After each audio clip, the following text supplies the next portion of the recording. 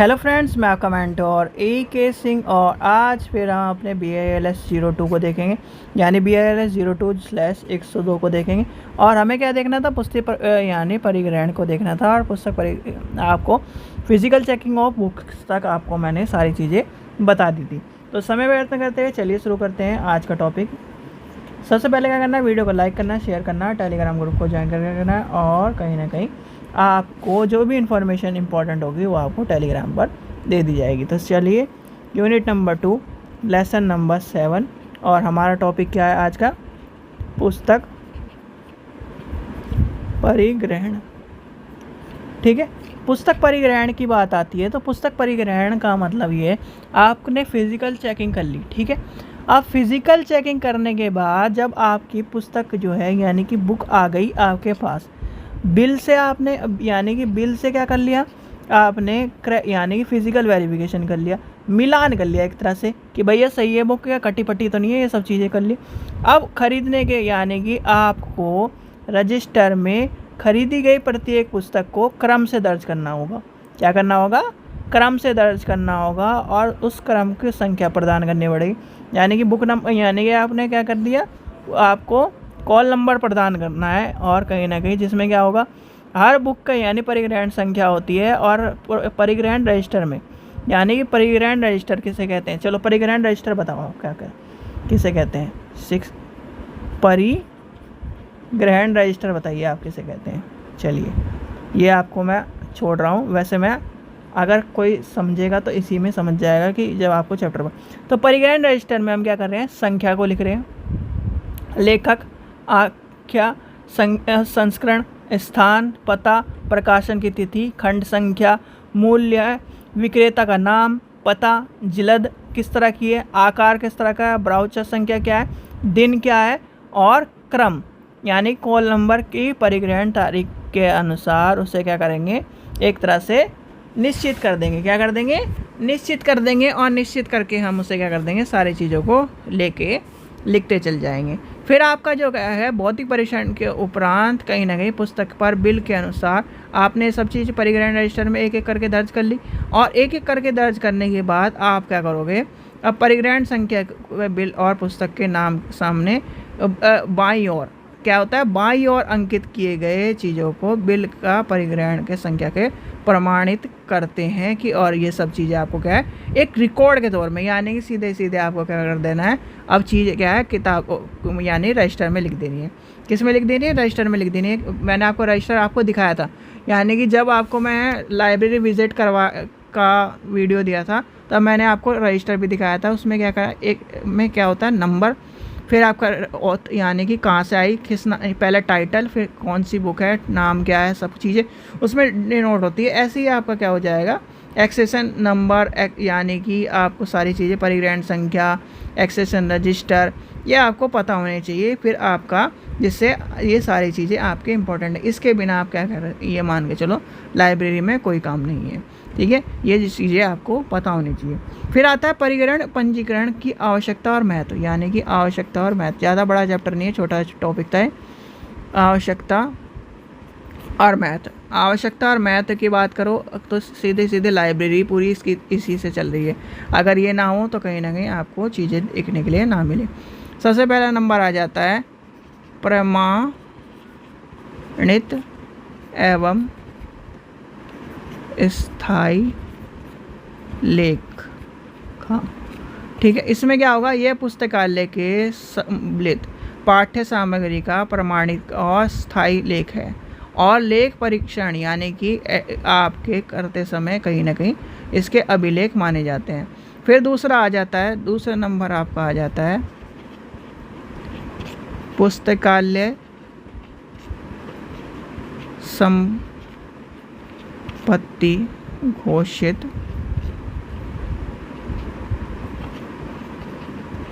करने के लिए।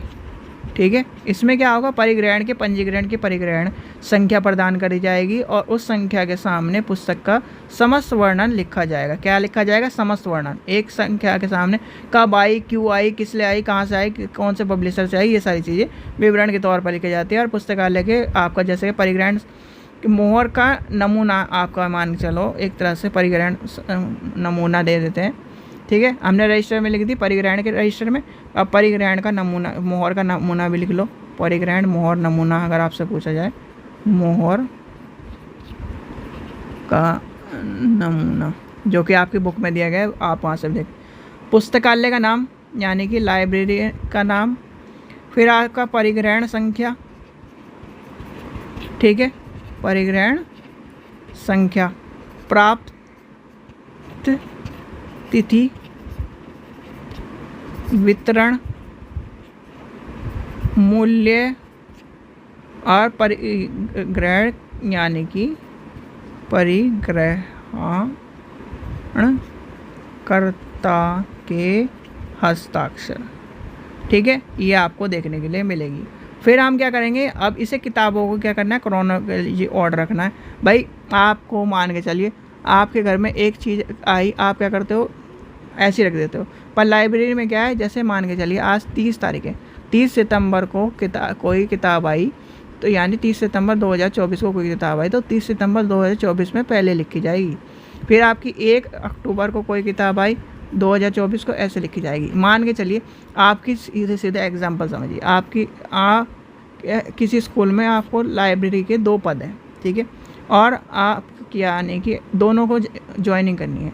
अगर आपने आज 30 तारीख सितंबर 30 तारीख 2024 को ज्वाइनिंग कर ली, ठीक है, मान लीजिए 11 बजे के 12 मिनट पर आपने क्या करा, ज्वाइनिंग कर ली, ठीक है। ज्वाइनिंग की डेट लिखी जाती है, टाइम भी लिखा जाता है, ठीक है, बहुत सब जगह टाइम भी लिखा जाता है।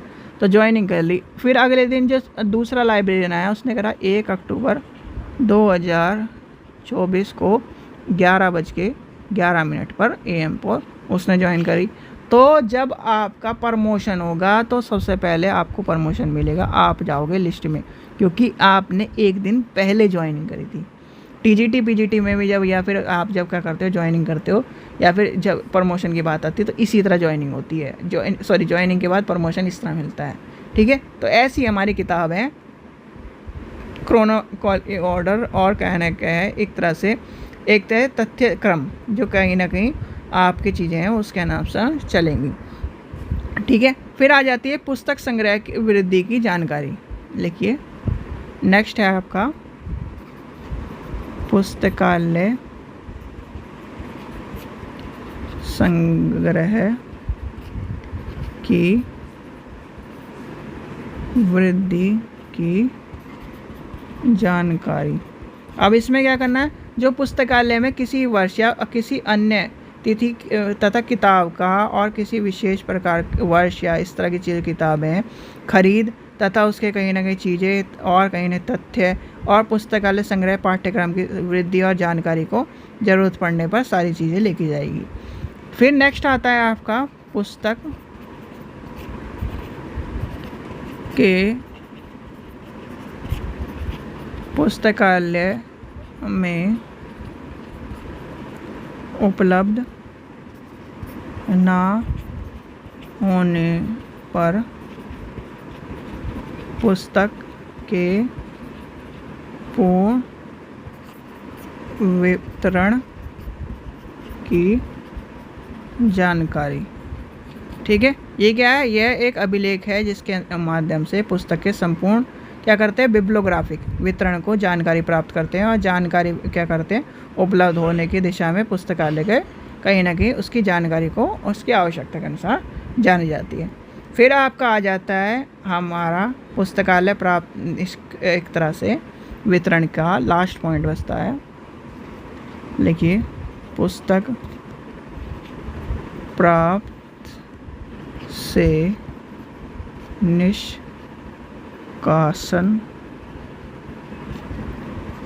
तक के वितरण करना, क्या करना, परिग्रहण के पंजीकरण के और संख्या है, अभिलेख है उसके, जिसके पुस्तक के प्राप्ति से और उसकी कहीं ना कहीं जानकारी प्राप्त होती है और कहीं ना कहीं चीज़ें आती है उसकी कहीं ना कहीं चीज़ों के लिए। फिर आ जाती है भंडारण करना, यानी कि भंडारण सत्यापन, के लिए, यानी कि सेल्फ लिस्ट आती है और सेल्फ लिस्ट में आपका सबसे पहले आ जाता है डेट। नंबर 1 पे डेट आएगा, लिखते जाइए। 2 पे आपका एक्सेशन रजिस्टर आएगा ACC नंबर। नंबर 3 पे आपका आ जाता है सब्जेक्ट, ठीक है। 4 पे आपका आ जाता है, 4 पे ऑथर आएगा। ये ऐसे आती है, ठीक है, ऐसे होगी, मैं आपको नंबर से लिखवा रहा हूँ, ठीक है। 4 पे आपका ऑथर आ गया। 5 पे आपका हो जाएगा बुक का number, name of book, edition 6 number पे। 7 पे प्लेस / पब्लिशर। 8 पे ईयर।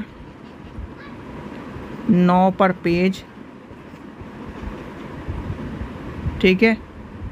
10 में वॉल्यूम। 11 पर सोर्सेस, कहाँ से आई, किस सोर्स की बदौलत आई है। बिल नंबर एंड डेट, ठीक है। फिर आपका आ जाता है 13 नंबर पे कॉस्ट। 14 पर कॉल नंबर।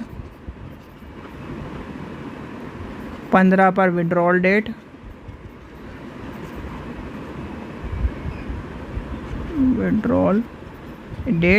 और लास्ट में कोई रिमार्क, कटी पिटी तो नहीं है, कुछ है तो नहीं, ये सारा रिमार्क।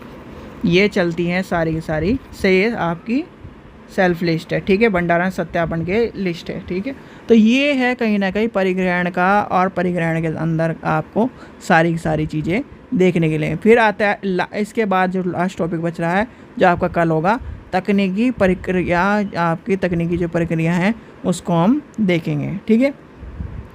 इसमें कहीं ना कहीं ये सीधे मान के चलो भाई, आपकी किताब आपके पास आ गई, उसके बाद की जो प्रक्रिया है वो सारी की सारी इसके अंदर है, ठीक है। ये सारी की सारी किस तरह से आपको मैनेज करनी है, कहाँ से लगाना है, रजिस्टर किस तरह से मैनेज करना है ना भाई। किताब आई, एंट्री आपको सारी की सारी करनी है। कल भी मैंने आपको बताया था, एंट्री ज़रूर होगी सत्यापन के बाद, उसके बिना कुछ नहीं। अगर आप ये सब समझ गए तो मैक्सिमम आपको मान के चलिए 50% से ज़्यादा 60% आपने पूरी लाइब्रेरी इसी पर डिपेंड है। नंबर तो यानी कि एक बार को नंबर आप नहीं आ रहे तो आप क्या करो, हिस्ट्री किताब अलग, इंग्लिश की किताब अलग, हिंदी किताब अलग, इस तरह रख सकते हो। पर अगर आपने ये रजिस्टर मेंटेन नहीं है तो फिर आप लाइब्रेरी की एक तरह से बेकार हो। ये रजिस्टर मेंटेन करना आपको आना चाहिए, ठीक है, यही इंपॉर्टेंट है सबसे ज़्यादा। चलिए, आशा करता हूँ आपको वीडियो पसंद आई तो लाइक करें, चैनल को सब्सक्राइब करें, वीडियो को ज़्यादा से शेयर करें। Thank you.